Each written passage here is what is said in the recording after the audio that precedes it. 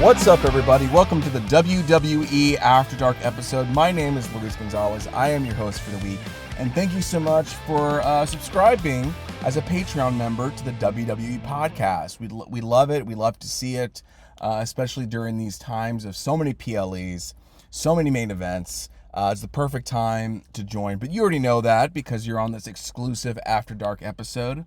Speaking of the After Dark episode, today we are going to talk about the betting odds for main event and Evolution.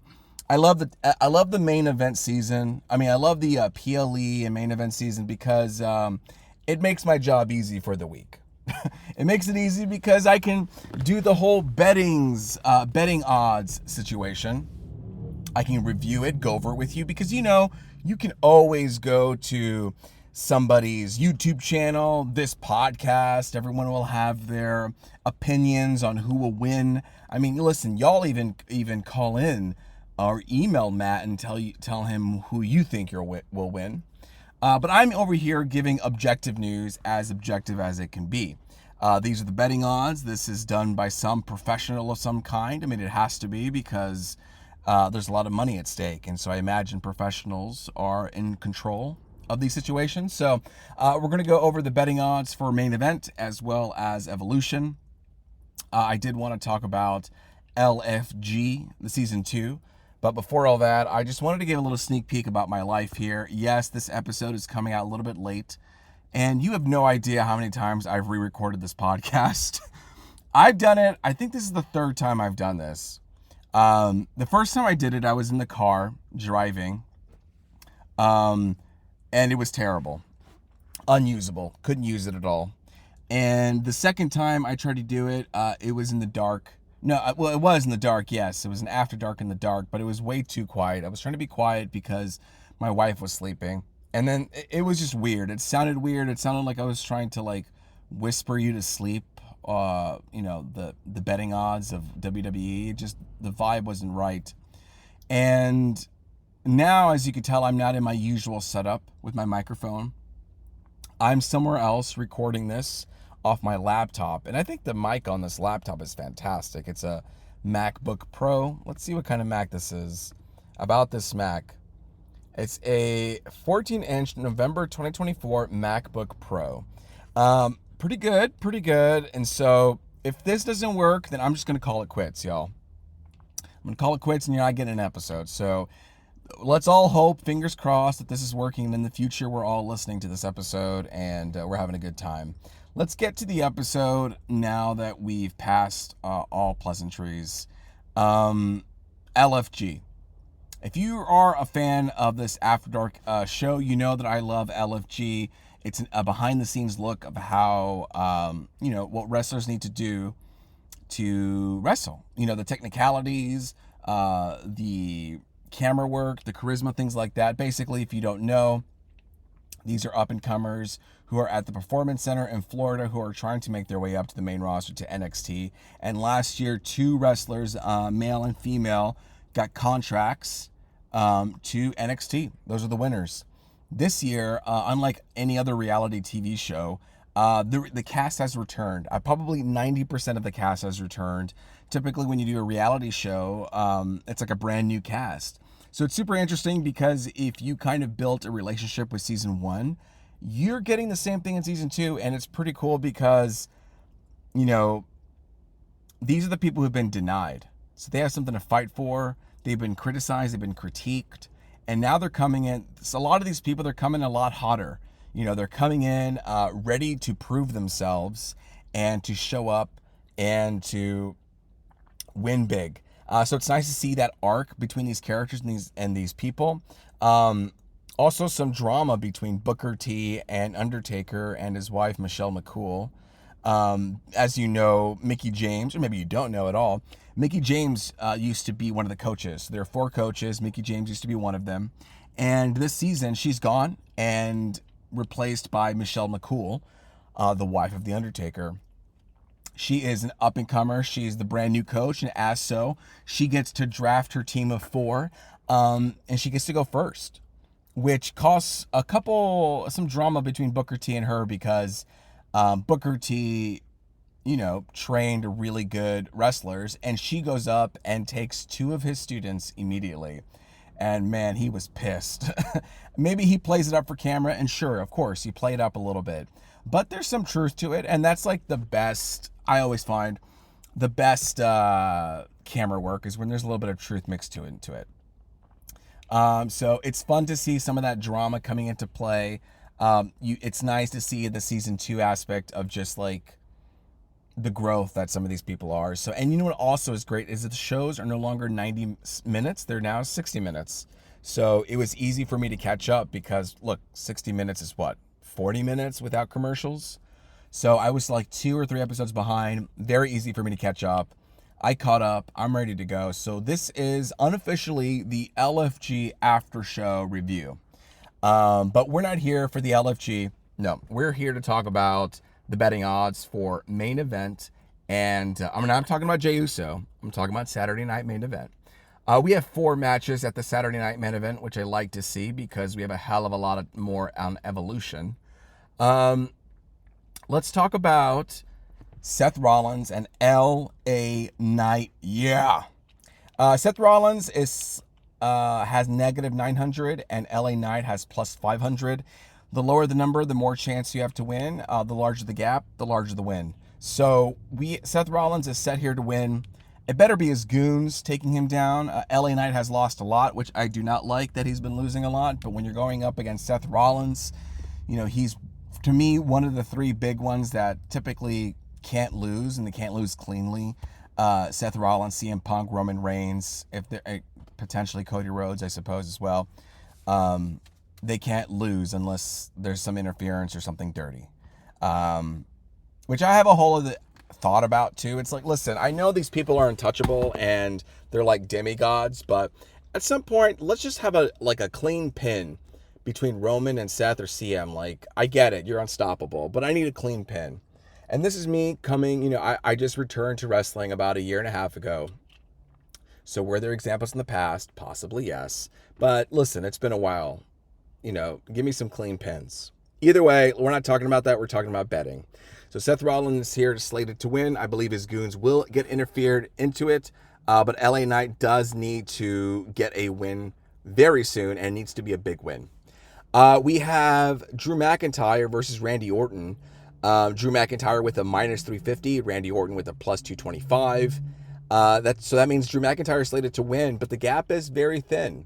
Randy Orton has lost a lot recently, and I feel like he's been always touting himself as an unstoppable force.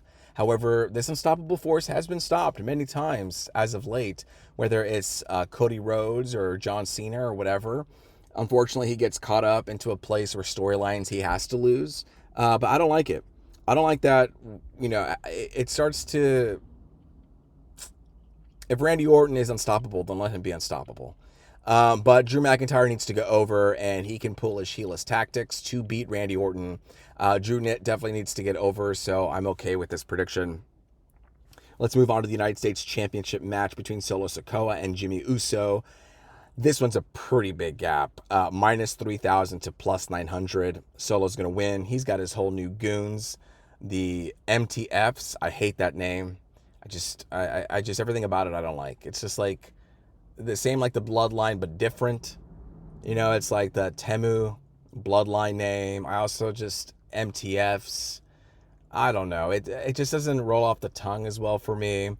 I guess for crowd chants, it could work. It's funny with like Roman Reigns. It's like he had to put the OTC on him because now that's like an easy thing to chant instead of Roman Reigns. People can just chant OTC, which is also, I was also fine with that too. But that's not what I heard talk about. Again, Solo Sikoa slated to win. I think this is fair. That's a hell of a big gap. I didn't realize it was that big. But yeah, Jimmy Uso has no chance in hell to win that one. Let's move on to the World Heavyweight Championship match between Gunther and Goldberg.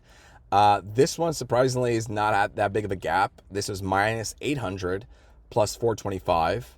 So Jimmy Uso has more of a chance to lose than Goldberg has a chance to lose against Gunther. Crazy. So Gunther, yes, he'll lose. I mean, he'll win. This is a ceremonial match. Not really have any stakes. This is just to show Goldberg coming in for one last match. I always think it's crazy when it's one last match, they lose. I don't know. Like, yes, you're putting the other talent over, but it's your last match. Can you just get them a win? Like, this is another thing that I've always had issues with. We're passing the torch. I get it, but it also kind of fucking sucks when you lose your last match. It's like, oh, I'm losing on a losing match. But whatever. We're not here. Like I said, we're not here to talk about that. So that's obvious. Gunther will be winning. The question is how short this match will be. Also, question is, what's the main event going to be? I think it's going to be Seth Rollins, LA Knight. Even though this is the championship match of Gunther and Goldberg, it's going to be too short to put at the end. That might be the match to kick it off. I would say Gunther, Goldberg, Drew and Randy, then Solo and Jimmy, and then Seth and LA Knight. So you can have that pee break before the main match. So let's talk about Evolution. Evolution has a lot more matches here. Let's start off with the no holds barred match between Jade Cargill and Naomi, with Jade Cargill doing a minus 2,000 and Naomi with a plus 700. Listen, I understand why Jade needs to win because they want to get her over for the SummerSlam and show how unstoppable she is. But Naomi needs to get a win for herself too. The only win she's gotten is when she's pushed Jade down the car, on the car. This is a no holds barred match. I feel like if there's any opportunity for Naomi to win, it should be this one, where she's going to use all of her dirty tricks, proceed with caution, tactics to really get Jade and to sucker punch her in some way. Jade is bigger. Jade is stronger. She could totally knock down Naomi with like a pipe in one go. So that makes sense. But, it just seems like we're getting the baby faces to win a little bit too soon, too much. Potentially. I don't think that's right. But between these two, I like a little more tit for tat is what I'm trying to say. So I want Naomi to win, but it says Jade will win. So there we go. We have a fatal four-way for the WWE Tag Teams Champion. We have Raquel Rodriguez and Roxanne Perez, Alexa Bliss and Charlotte Flair, Asuka and Kairi Sane versus Sol Ruca and Zarya from NXT. We have Raquel Rodriguez and Roxanne Perez from Judgment Day winning at negative 450, with a close second at plus 275, Alexa Bliss and Charlotte Flair, plus 650, Asuka and Kairi Sane, and plus 1,000, Sol Ruca and Zarya, who definitely won't win, but this is a great opportunity for them to, showcase who they are. Now, I think it's more interesting to have Raquel Rodriguez and Roxanne Perez to win, because if Roxanne Perez keeps winning and Liv Morgan returns, it's like who's going to get the belts back? Roxanne Perez will be winning potentially more matches with this generation or rotation of belts than Liv Morgan would have. And Raquel Rodriguez will have to choose between Roxanne and Liv, and this could cause the Judgment Day to split. A good thing about Alexa Bliss and Charlotte Flair winning is that it can continue the babyface run of Charlotte Flair that they're trying to push. However, I hope that this loss on Alexa and Charlotte doesn't cause Charlotte to go heel again. I actually quite like Charlotte Flair and Alexa Bliss combo, so I'd like to see a little bit more of this to go down. And I hope that the only reason they lose is because of some heel type of work from Raquel and Roxanne. So there you go. NXT Women's Championship, JC Jane and Jordynne Grace. With Jordynne Grace winning at minus 250, beating JC Jane and taking the championship from her at plus 170. JC Jane, the current champion, she has lower odds. The gap is tiny, so anything can go. But, I don't follow NXT every week. I follow it here and there. I do know Jordynne Grace has been trying to get that belt for a while, whether it's from Roxanne, whether it's from Julia, whether it's from Stephanie Vaquer. I don't think she's gotten the belt yet. I think JC Jane is the one who's been holding it. So it seems appropriate for her to get the belt. Evolution's all about new talent or women and all this stuff. And so kind of a great opportunity for us to change the belts to Jordynne Grace to highlight her. It seems JC Jane might have ran with the belt long enough to do that. But we will see. A Women's World Championship. We got a couple more championships coming up. A lot of championships for the Evolution. Io Sky versus Rhea Ripley. Rhea Ripley is slated to win at minus 550 and Io Sky at plus 325. all we can hope for is a great match, which it will be a very good match. Belair could come in and interfere, and Rhea loses, so Rhea and Belair could have a rivalry. Io could lose, just straight out lose from Rhea. But either way, it's been a shame that Io hasn't been able to run her belt in a proper way. Like, listen, you win a championship belt, let's get the story going at that point. Let's defend it. Let's get a story. It seems it always stops when they win the belt. So, what we can hope for, a great match. Another one that we just got to hope for a great match is the Women's Championship. Tiffany Stratton versus Trish Stratus. The WWE Women's Championship. Tiffany slated to win at -2,000 with Trish's +700. Yes, Tiffany's going to win because we all know Trish isn't going to win. She's not going to carry the belt. She's just there for a little bit. So it kind of sucks away all the, the tension. And so all you're left is with, you got to have a good match. So I really hope it's a good match because that's all we have left going for this one. And finally, we have the WWE Women's Intercontinental Championship with Becky Lynch at -2,000, Bayley at +375, and Lyra Valkyria at +600. Bayley trying to reinvent herself in some kind of way, a soft reinvention after the WrestleMania debacle, after her interview with Chris. And she's just coming out with a little bit more spitfire, trying to just say, I'm tired of this shit and I want to be in the number one spot. Becky could be doing some heelish things to maintain the belt. And it seems like that's where it's going to go. I just really hope that the story just doesn't die away. If Bayley is trying to reinvent herself, I hope that the writers support that. I feel like they just didn't give her much to do when she was a champion. And if anything, I just hope that we're able to get something going with this story. The person that I'm actually, bummed that's not in a match is Stephanie Vaquer. I do think Stephanie Vaquer will be in the Battle Royal because she is a great talent.